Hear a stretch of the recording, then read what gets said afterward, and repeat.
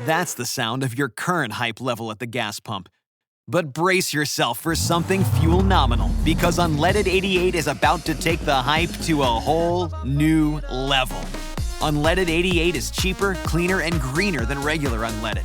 Plus, it's homegrown, making Unleaded 88 the clear choice at the pump and totally worth the hype. So pump it up with Unleaded 88, brought to you by Iowa Corn. The views and opinions expressed by A Little Bit Culty are those of the hosts and do not necessarily reflect the official policy or position of the podcast. That's true. Any of the fire content provided by our guests, bloggers, sponsors, or authors are of their opinion and are not intended to malign any religion, group, club, organization, business, individual, anyone, or anything. Unless you're abusing people, then I have a problem maligning you. Also, we're not doctors, psychologists, or wizards. We're just two non-experts trying to make you a friendly, informative podcast that helps you understand culty shit.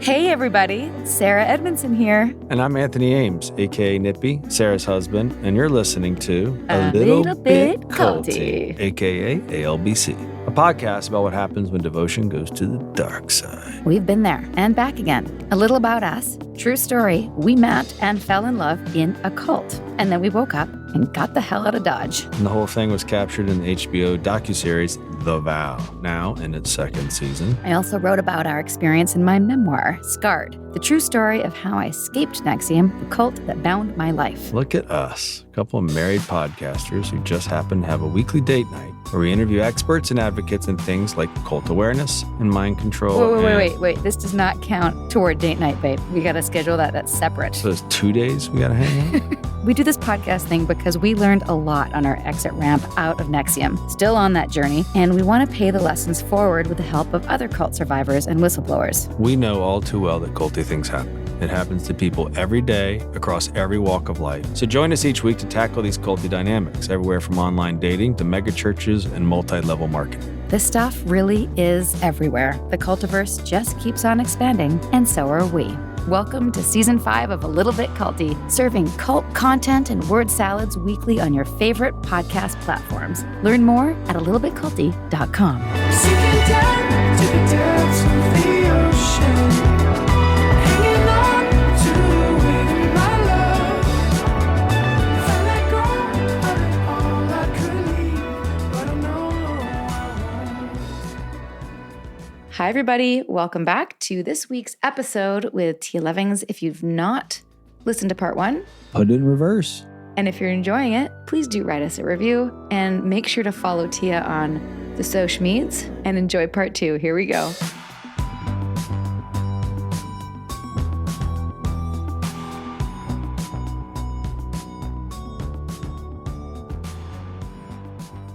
Tell us about that final That's straw. pretty powerful. 'Cause you awareness. had- Final straw? Yeah, because you had so many doubts, so many things you put on the That has shelf. to wait for the book. Oh, you have to wait for the book. That has to Okay. wait. Okay, so we're not I going can tell you about many other straws, but the final Well straw played, has Tia. to Let's wait. Yes. replay that. Let's replay that That's card. how you play the card. And it is Read the book it is card. gripping. It is gripping. It is heartbreaking. It is empowering. It is all the things. Motherhood saved my life. I am here because of my mother. I feel the same way. Parenthood. Parenthood, yeah. It Parenthood. was huge for us in this whole thing. It allowed us to escape trauma. Yeah. And You have a reason. reprioritize your Yeah. values. Yeah. And when you can't value your own, you can't you're so broken that your own life, at least they don't deserve that. Right. They need better. Yeah. And So- it gives back too. It does. But it's not the reason you do it. I It's the bonus. don't know. Fundamentalism has a way of taking what you most want for your life and using it to their advantage. So I always wanted to be a wife and a mother, and I wanted those things for my life, and they exploited that and they used that to control me. So, I mean, it makes recovery complicated because I actually wanted a quiverful. I would have been okay with more Right. children if I'd had a happy marriage, a safe marriage. As it was, I had 5. That's still a lot of babies in 10 years. I mean, that's a lot of time. That's a lot of pregnant. Well, you're also doing it Yeah. by doing this. Right. Yeah.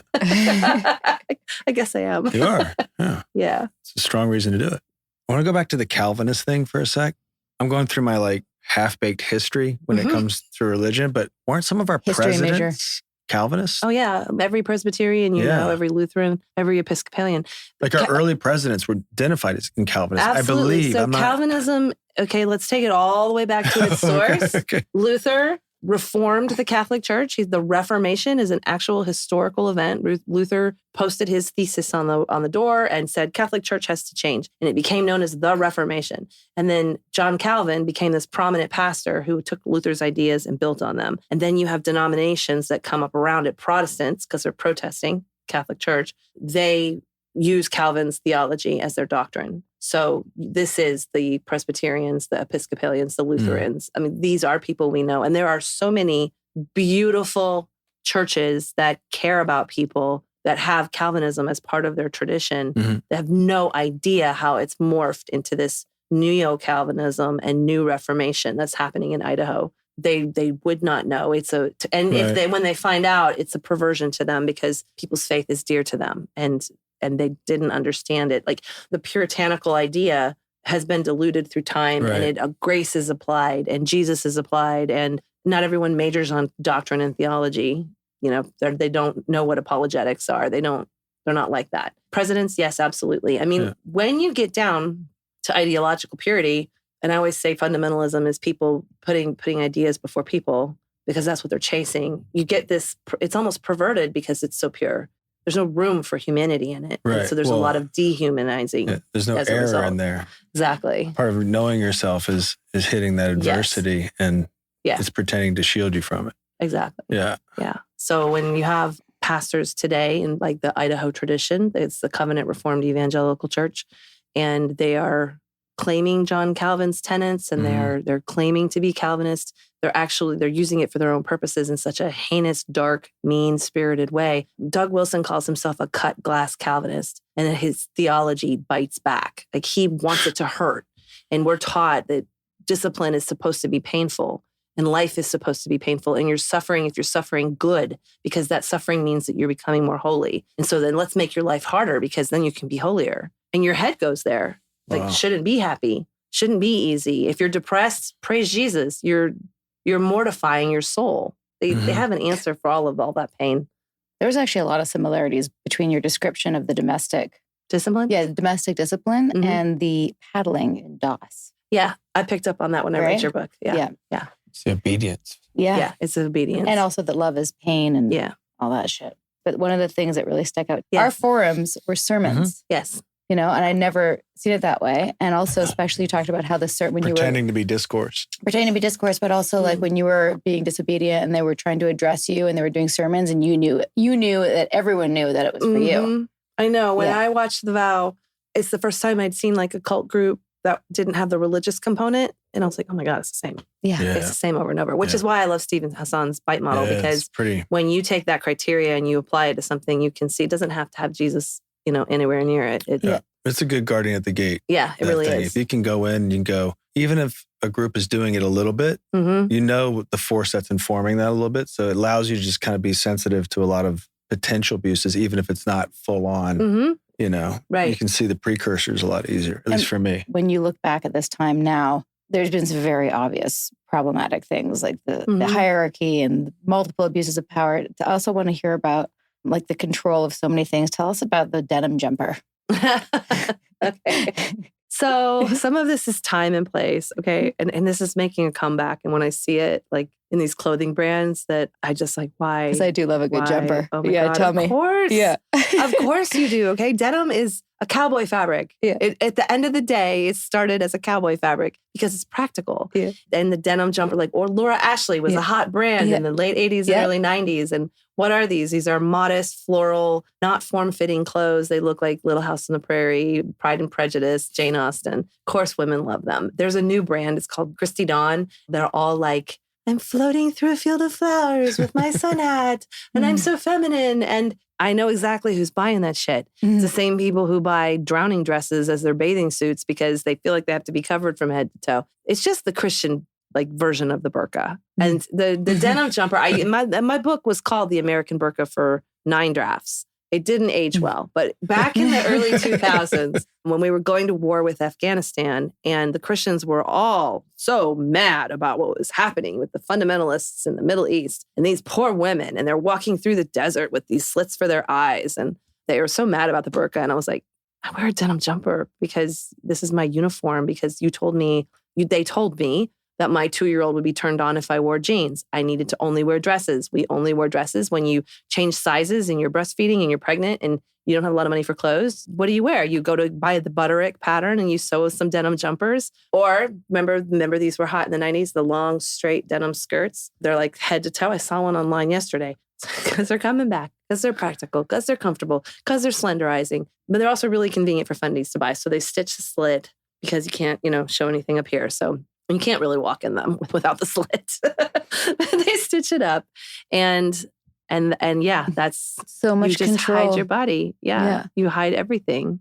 But legally. Exactly. It's the style. It's like you still want to wear what your friends are wearing. Like they're like those girls they still care about pretty. Mm-hmm. And so they have like the big hair. And Gothard has a hairstyle. That's why all the fundies have like the big wavy hair, because he has you don't want your hair to be too curly because it's unruly. That shows a rebellious spirit. You don't want it to be too straight because that's plain. So he likes an angelic wave. And the Gothard girls all have the angelic wave of their long hair. And there's verses to back all this up. Gothard's thing was like he'd decide something that was his preference or his goal, and then he would find a couple verses that back it up, and then he would pair it with some anecdotes that no one can verify. We're familiar with that process. Oh, yes. Keith Raniere and Belle Gothard have so much in common. It's uncanny. It's uncanny, but it's also a type. Like they're different types, though. I know we're bouncing around a little bit. Before you left, it was clear that your writing saved you. And there's a quote I wanted to read. Between the lines in the white spaces between words, thoughts niggled at me the way an itchy tag scratches. But it would be years later in therapy before I realized the discomfort was called complicity. By spinning a pretty image, I was becoming guilty of selling the very dream I longed to escape. In your blog. That's the first time anyone's read back to me. How was that?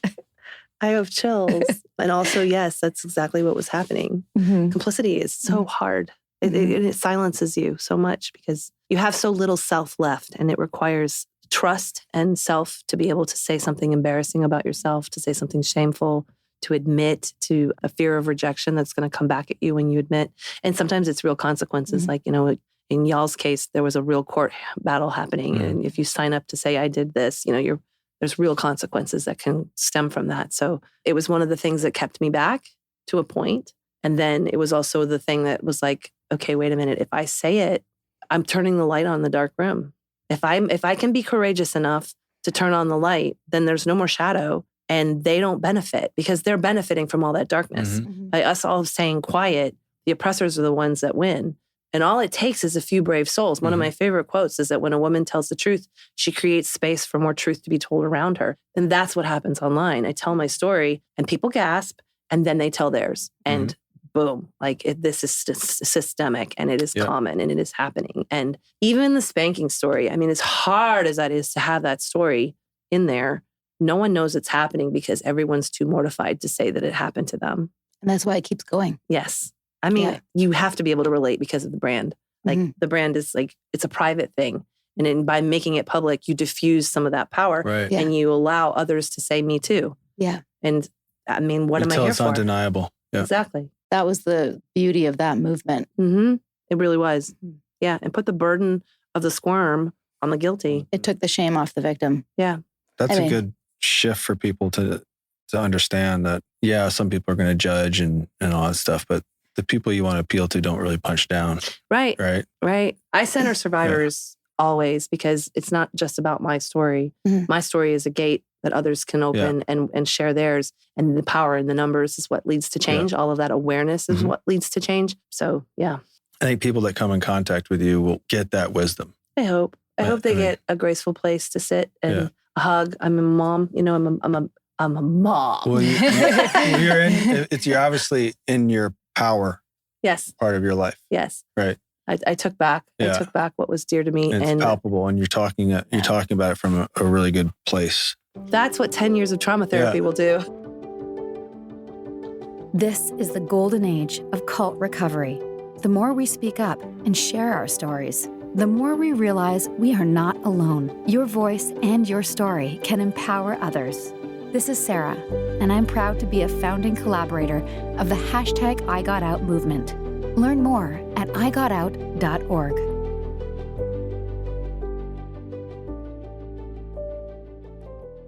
Meals bring people together, but for many families, providing their next meal can be a challenge. You can help by participating in Macy's annual Feeding the Hungry food drive. All proceeds go toward local food banks and families. Now through January 31st, you can purchase an icon in-store or online, or watch out for the blue Feeding the Hungry shelf tags, where a portion of your purchase will be donated to local pantries. Together, we can combat hunger in our local communities at Macy's. The Frankies were a picture-perfect influencer family, but everything wasn't as it seemed. I just had a 12-year-old boy show up here asking for help. He's emaciated. He's got tape around his legs. Ruby Frankie is his mom's name. Infamous is covering Ruby Frankie, the world of Mormonism, and a secret therapy group that ruined lives. Listen to Infamous wherever you get your podcasts. Obviously, the book, we want people to read it. What do you feel like comfortable sharing in terms of how you got out of this situation and how your writing saved you? Well, my writing, because my writing had been my undoing, I was excommunicated for my writing, and my salvation, it became the thing that helped me process. I know words are one of my superpowers, and I just came to a place in my life where it's going to pour from me anyway. Make sure that I'm using it for the right reasons and the right good. Call it staying in your lane. But, Yeah. Well, we're not going to tell the story of how you woke up. But Right. what do you want to share about, like, I mean, you Well, left the marriage. because I love the internet so much, and because I have a knack for it, I did everything, first. So when blogging became a thing, and blogging was like, there's this thing called a weblog, and you can journal online. And I needed to share my life in Tennessee. We had moved to Tennessee at this point to be in this cult group that is very high control denomination. It's a Doug Wilson's church. It's his own denomination. And I didn't realize I was joining a wife spanking cult, but that is what it is. After we were in and after we were joined, I realized the whole congregation participated in corrective discipline in one way or another. So, I cannot go on the record and say everybody spanks their wives at the church. It's all physical, corrective They discipline. all know about It's all it. physical. No, I don't know that all of it is. I know that it's openly talked about, that everybody believes they're like minds. That's the code word. We're in a fellowship of like minds. We were all reading the same books, and they were teaching the same things, and the pastor and all the men were allowed to talk and the women were not allowed to talk. So that's what I can say that I know for sure. I had every reason to believe that every congregant was having the same home life that I was having, and they did not want the women to get together because we might compare notes, gossip. They call it gossip, but I like that good trouble. It's like getting in the good trouble.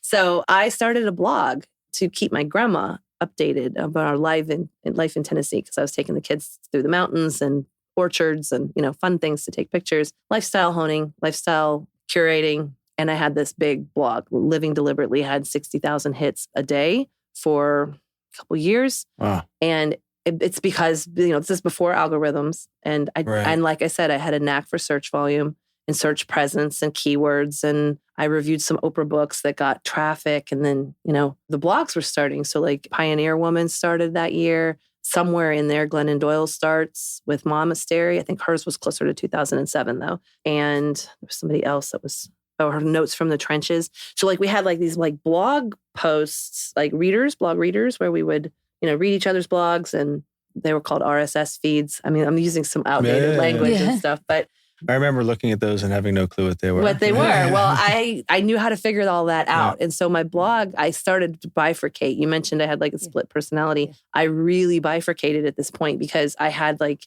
this unintended career success happening in the most high control, dangerous situation of my life where I was not even supposed to have a voice. And I'm sharing my personal writing. I'm not allowed to write outside of my husband's name. So the first time I get in trouble is because I'm writing in my own name. And that's no. And I'm representing my family as a woman. That's a no. So we had corrective church discipline type scolding appointments for both of those. And then I go through this huge personal despair journey that lands me at the library, looking up all these world religions. And I blog about Eastern Orthodoxy, which venerates a woman because the Holy Theotokos, Mother Mary, is a woman, and men venerate her.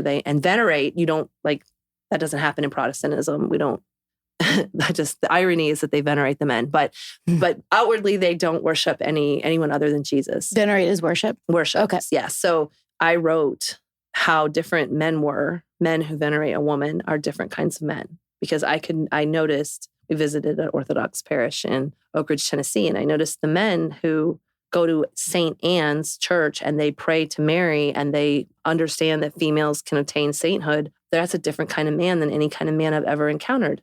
These are not toxic men. These are kind-hearted men. They are men that respect women, and women have identities and names, and we know them thousands of years later. And I wrote about it, and that was it. I got in so much trouble. Is that where you got excommunicated? That's where I got excommunicated. Wow. And the little saving grace there was that my husband, Alan, at that time, he was tired of being told what to do as well. He didn't like being in a patriarchal church where he was told what to do. And so he was ready to buck their system. And so we actually went through that excommunication feeling unified. And I thought things were going to get better. Really did. Because when you're in this kind of situation, you're always waiting for the magic thing that's going to it'll be better then, or it'll get better. If I just persevere, if I just hang in long enough, I don't want to quit before the dawn. It's going to get better. And it did for a little bit. I thought, okay, we're on the same page. We're both going to get excommunicated, and he's going to basically tell the pastor off, and we're going to have this new life. We're in this agrarian environment in Tennessee. We're going to have our chickens and our goats, and we're going to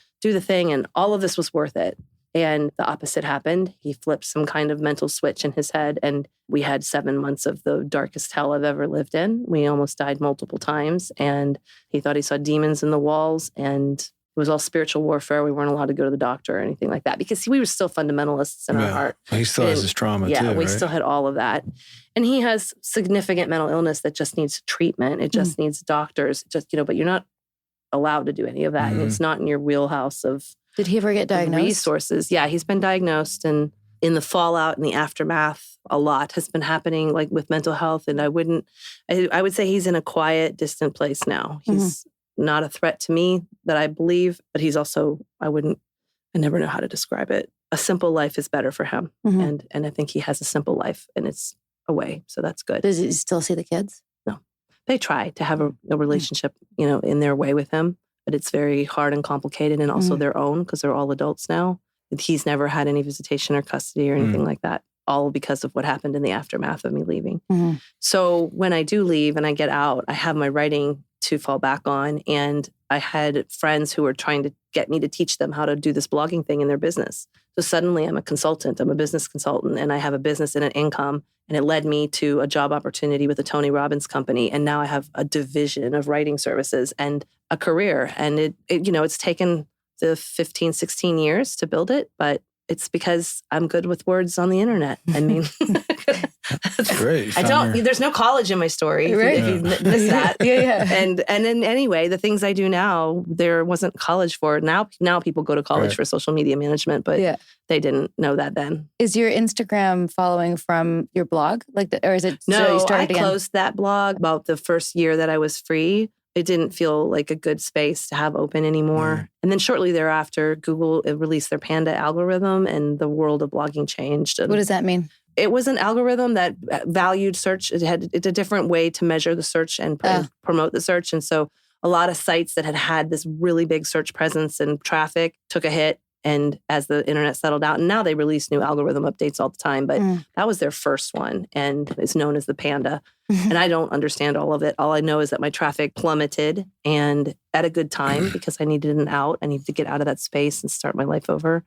I met husband 2.0, and I fell in love, and I got to know what love and chemistry feels like. I got to know what it was like to choose a spouse of my own volition. I raised my children in a stable environment for the rest of their upbringing, and none of them are fundamentalists. They're all free thinkers. Getting out for my children's sake was worthwhile because they're all free and they're all pursuing their own interests. Have they read your book? My oldest has. I don't want them to until they're really ready. And it's like they have their version of their childhood, and this is an adult window. And while they are adults, there's a psychological maturity that means when you align with your parents' experience that I think really needs to be on them to feel ready for. Yeah. So I always tell my family, I've gone through every measure I can to protect your privacy, change your name, make this not something that is a part of your life, and you can interact with it as you want to. It starts with, asking their consent to have their pictures online. Like my generation is the one that learned what the internet was, and we didn't ask for consent, when we were putting our kids out there. But now we're mindful of facial recognition, and autonomy, and I don't post my kids. I know you said 10 years of therapy. To give us some like nuggets of Oh, what my you've done word. to get to where you are now. Yes. Name a modality, and I've probably tried it. But basically, I became a bulldog for my health and reclamation. I want my life I want it to be mine, and I don't get my years back. You used a phrase actually in one of the episodes. I don't know if it was like the dumping of the years or it was the Emptying out of their time. Yes. And we don't get it back. There's It's the one commodity you have. and they took it. They took my youth. They took my childhood. I don't let myself go there. It's dark. I really don't. hard not It's to. 12 years of my life that I just went boom. And I just tried to psychologically not go there. Are you on the 120-year plan? At least. Okay. Yeah. So I then make there's- decisions thinking that I am. There is more to be than there has been. Yeah. That is what I hold Yeah. all the time. There is more to be than there has been. Yeah. Because of my age, when we're all in the same range here, we can reclaim. We won't get that specific window of time back. The hard one for me is that I had to heal during my children's upbringing, and they deserved a healed parent. They deserved a healthy parent. And instead, I was going through all of the nervous system adaptation. I didn't know how to regulate. I got very physically ill because the body does keep a score. So I went through a whole health journey as all that trauma had to like rise out of my body. Paralysis, blindness. They thought I had MS, long-term migraine condition. All of that trauma manifests as real symptoms. And then, the doctors try to treat the symptoms and that doesn't work. And then they're like, we don't think you're blowing up. And I'm like, oh, that's all you have to tell me. If I'm not blowing up, if it's not cancer or an aneurysm or, whatever, let me go talk to my therapist about it because I needed therapy to deal with the medical scare anyway. I was having a hard time coping. And so that's how I discovered trauma therapy. And I started with EMDR. And then I did this method called brain spotting, which is a very unfortunate name for a very powerful technique. So EMDR takes you one memory at a time and you like reprogram how your brain remembers it so that you are kind of overwriting the body memory. Brain spotting Rolodexes through it rapidly in a session. So you just flip file really fast through like where it's stored in your brain. And you talk about it And as you clear it. You're like kind of in a sort of trance-like state with a sound device, the same kind of device that EMDR uses. And I used it for my biggest, worst traumas that I felt very paralyzed by. I had a stuttering problem. I was terrified all of the time. Fear of abandonment is like a root fear for me because I was told, you're going to go to hell. You're going to get people are going to get raptured and you're going to be left behind, as a small child. So I have some very deep-seated stuff. And the big thing that happened in trauma therapy is I went there to deal with medical first and then my bad marriages. And I thought, I'm going to deal with either the problems I'm having now raising teenagers with a husband who's much older than me, or I'm going to deal with this bad man I was married to. And I was still very binary in how I was holding it. And in actuality, we had to unfold it and say, okay, where did that come from? And where did that come from? And we get it all the way back into this thing called religious trauma. There wasn't a phrase for that when I started this, but, and then I was deconstructing. That was a new word too. And I was an ex-evangelical. I'd never heard that word. And so like, as we found language for things and as the conversation broadened, I was able to trace like the root, why I got myself into that situation. Why did I marry somebody like that? It seems like a pretty obvious question to ask. Yeah. It wasn't obvious to me when I was there. And it wasn't obvious to anyone around me. They were all like happy for me and didn't question that I just met this guy, Why did you? because of the system I was in. Everybody was doing the same thing. We were conveyor belting the marriages. Every Friday there was a new wedding and they just changed the ribbons on the candelabra and the bridesmaids' dresses would be a different color and we would all have kind of the same wedding. And then about a year later, a bunch of them ended in divorce. And then those people are ostracized and leave the church. Wow. Like, if you get divorced, your life at church is over. Now, remember, I was going 6 times a week and this was my entire world. I knew nobody outside of church. So guess what I'm never going to do? I'm never going to get divorced. Right. And I'm not going to risk the jeopardy of my spiritual condition and go to hell because I got a divorce. No, it's my job to make it work. Wow. So, just uncovering all of that and then coming back to that kid that was in the woods and realizing that if I take my shoes off and I sit my ass on the ground and I let it all be true for a second, and then I let all of it be true. You were spanked. You were abused. You were complicit. I just let it all be true. I'm still here and my heart is still beating. And I looked up and there were people who still loved me and it made it okay to take the next step. That's how I got rid of the shame. And I am That's getting the hardest, goosebumps. yeah. Me too. Yeah. But that is how I did it. Because if you can get down to the simplicity of who you are, even though none of that shit matters. Literally none of it. We are like people. All of us have been through really hard shit. We need to share our stories, and doesn't have to be the thing that holds us back. And if it is holding us back, it's benefiting someone. Someone is thriving because we are not speaking. Hey there, listener. Hope you're enjoying this episode and that you're remembering to hydrate, stretch, and unclench your jaws. Sometimes listening to conversations about heavy topics can really make you tighten up, you know? And remember, a little bit culty loves you. Also, come hang out with us on Patreon after you finish this episode. It's fun over there. Fun is good. And now, here's a brief message from our sponsors.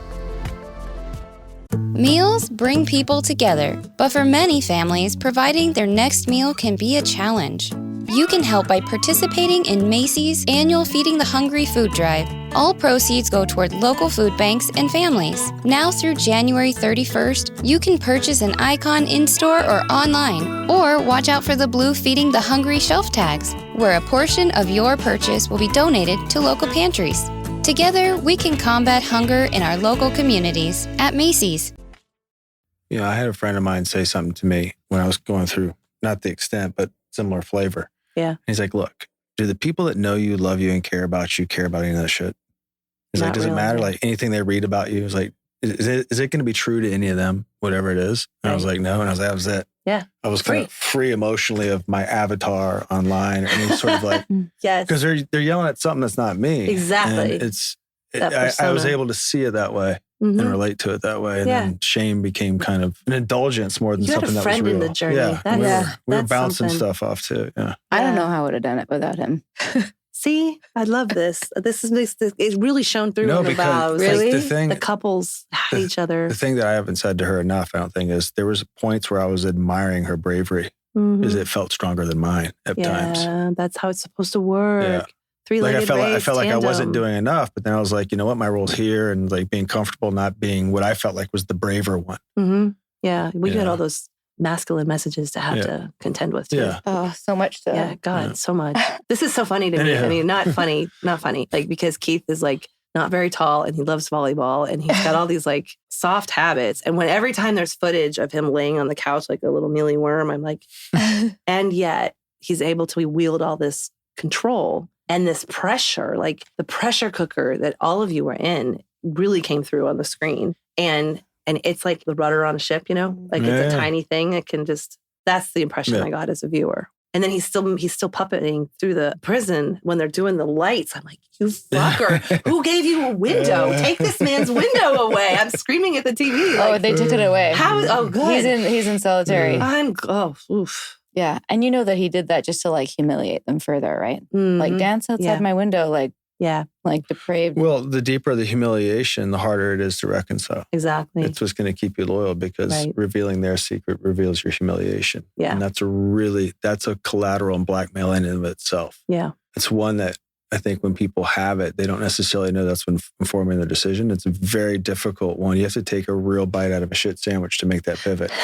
You And do. that's your first step. And You then do. that first step Yeah. is your first step to freedom. And if you can conceptualize that, all you got to know is you're going to get hit for a second and then it's going to only get better. It's true. I feel it's like. true. And if you can get, it's like when you get your ears pierced or something. Yeah. Like if you can get through that Yeah. second, it is going to be better on And the you're other cool side. for life. Yeah. Well, I'm allergic, so they're not pierced anymore. But yeah, I mean, I remember. You know it what I really mean? vividly. Metaphorically, it's Completely. like it's going to continually go better. And the more you hold on to it, That's what my moment on the Yeah. floor was. Yeah. Because I had been carrying it. And that is when people, like when they get stuck and they're so, like I hear from so many survivors that they're scared, they're breaking underneath the pressure of their secrets. They don't have all the language and they're not sure, like, is it me? Is it my partner? Is it this projection? Is it this dynamic? I hear from a lot of parents. Like one of the reasons why I'm unique in my little niche here is that I'm a parent who will speak about my complicity. Whereas a lot of survivors are children who came out of Right. it and they're mad at their parents and they're cutting their parents off and going no contact. And I'm the parent that says, I chose this for my children. I read those books as a mother. Mhm. My mother was not that way. My mother like gets alongside with my dad and they roll their sleeves up and they get to work. And they expected a certain work ethic out of me. Mm. They did take me to that church, but they took me there because they had good intentions. well, there's they thought, principles. yeah, exactly. Yeah. Like here's a beautiful youth group. You'll get to go on ski trips. You'll learn about Jesus. Like they really did think all the good things were Mhm. going to come and didn't know like my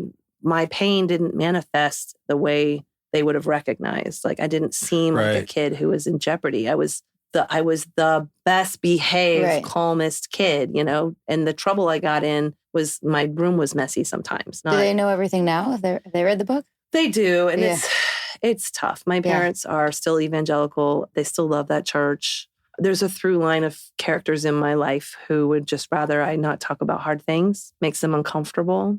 And I'm sorry to those people because living through it was so much more uncomfortable. I will take the relief and the light any day. Like I would so much rather sit here and have a talk of the hard things over and over again on lots of podcasts than hide my secret because that pain was unbearable and almost killed me. So if you like me here, let me get it out. Let me get it out and where I can see it's changing somebody and it's helping somebody. Because literally every time I open my mouth and I tell this story, somebody comes back to me and says, thank you. I relate to that. Yeah. You just told my secret. And I get messages from people that are, I'm leaving my husband today because of your reels. Or they take my reels to their therapists. And I'm scared to death to make those reels. It's 18 months ago, Josh Duggar had his trial. And I broke because the Duggars were held up on this pedestal as this beautiful lifestyle. And they were painting him as a bad apple. He is not a fucking bad apple. He is the fruit of that system. And there are more Joshes out there that are on TV. And there's also all this wreckage of people who are his victims or there are other kinds of bad fruit. And the only people who know that are the ones who've lived it too and come out on the other side. That puts me in a very tiny population. Right. I better open my mouth because they want to run the country the way they run their homes. You're the lightning rod. Exactly. What made you decide to where did you go from healing to be like, I need to be a public figure and talk about it and make reels and have that social presence? That's a little parallel too. I started writing my book 10 years ago as part of my therapy as a journal and didn't intend for it to become any kind of platform or anything like that. I just was writing my story out to see it on the page. And then my therapist was like, hey, you have a story here. You should probably think about writing a book. And writing's always been important to you. So learn how to write a book. And that took a long time just to learn how to write a book. I had to hire coaches and practice and learn, buy all these books on writing, which that's a hard thing, right? love craft books. So I had to learn how to do the thing as an uneducated person. And so I was writing the draft, writing the manuscript, and I took it to my coaches. And my coaches are like, you have a big story here. You might need to try to publish this. And then I got scared because now it's public. Are we really going to make something of it? So it started as a novel. I thought I could tell it about somebody else. So I have this character named Shasta and she goes through everything. And then that book came out, I sent it to my coach and she's like, yeah, but it really needs to be you.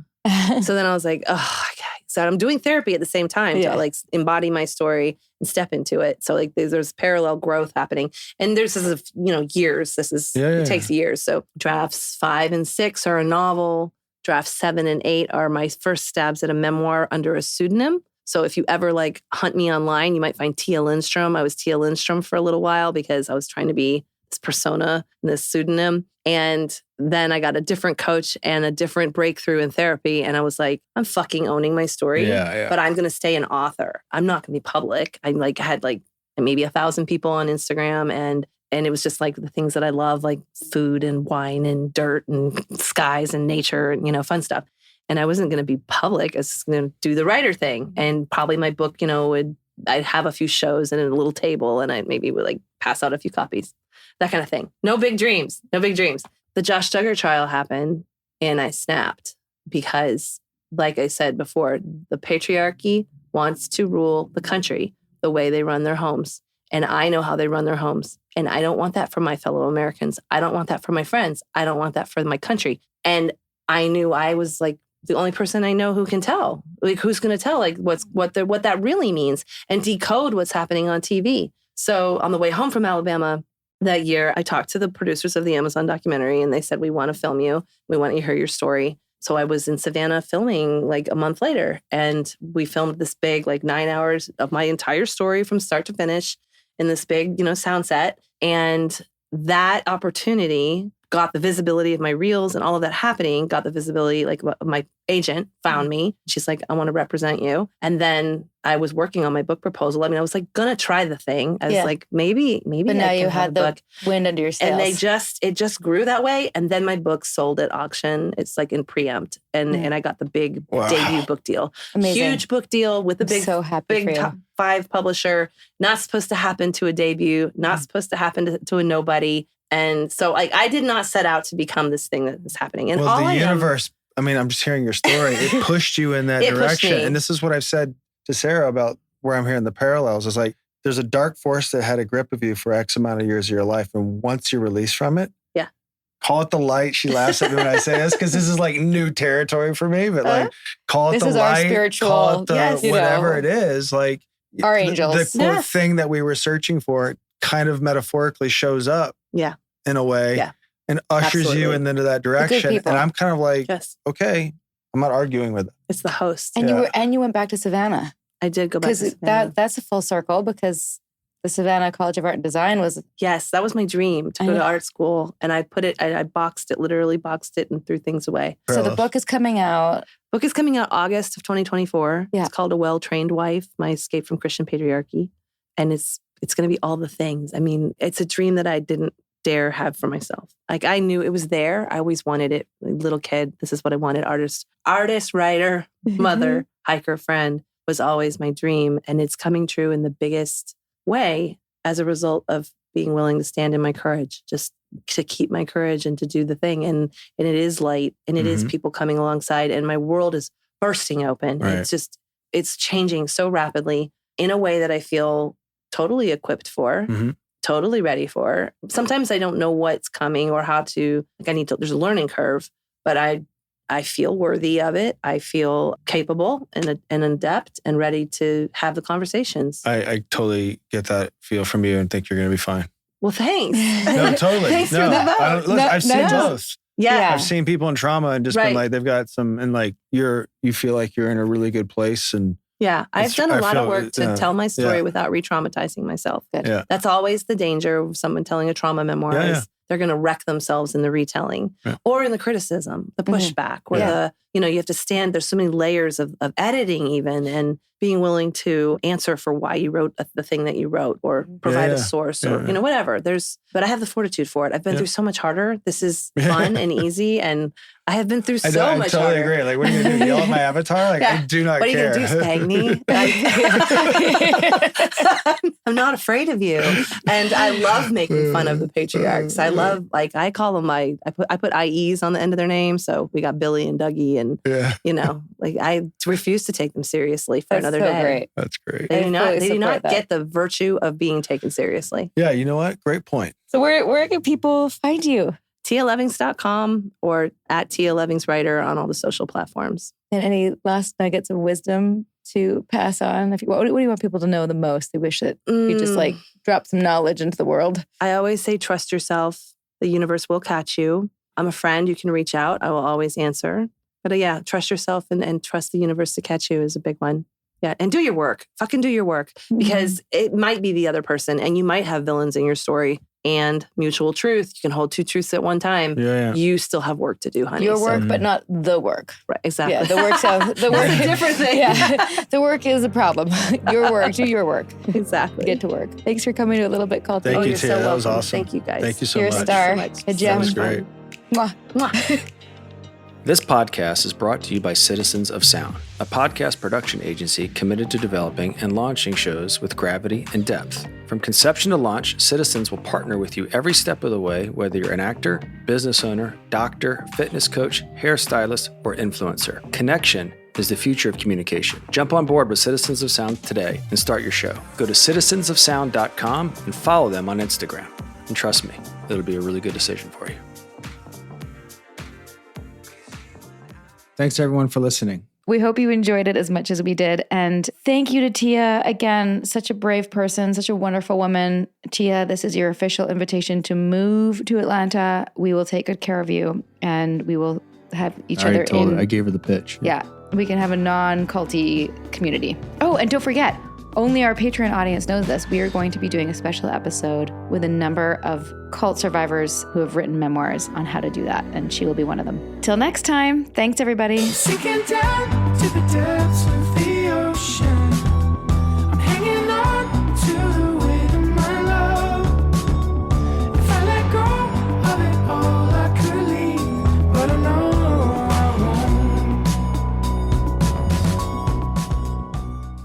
Hope you liked this episode. Let's keep the conversation going and come hang out with us on Patreon, where we keep the tape rolling each week with special episodes just for Patreon subscribers and where we get deep into the weeds of unpacking every episode of The Vow. And if you're looking for our show notes or some sweet, sweet swag or official ALBC podcast merch or a list of our most recommended cult recovery resources, visit our website at alittlebitculty.com. And for more background on what brought us here, check out Sarah's page-turning memoir. It's called Scarred, the true story of how I escaped NXIVM, the cult that bound my life. It's available on Amazon, Audible, narrated by my wife, and at most bookstores. A Little Bit Culty is a Talkhouse podcast and a Trace 120 production. We're executive produced by Sarah Edmondson and Anthony Nippy Ames, with writing, research, and additional production support by senior producer Jess Tardy. We're edited, mixed, and mastered by our rocking producer Will Rutherford of Citizens of Sound, and our amazing theme song, Cultivated, is by John Bryant and co-written by Nigel Asselin. Thank you for listening.